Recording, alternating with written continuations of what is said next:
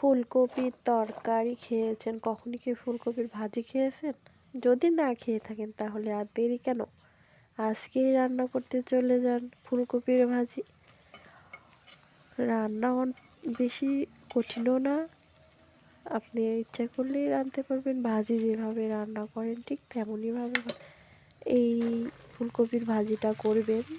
প্রথমে পেঁয়াজ মরিচ দিয়ে, তেল দিয়ে, হলুদ দিয়ে, লবণ দিয়ে ভালো করে নাড়াচাড়া করে ফুলকপিটা ঢেলে দিতে হবে, দিয়ে নাড়াচাড়া করতে হবে। বেশি নাড়াচাড়া করে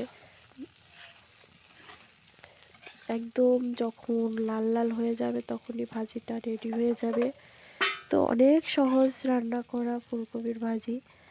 তো এইভাবে আজকে রান্না করে ফেলেন, দেখেন মুখে লেগেই থাকবে।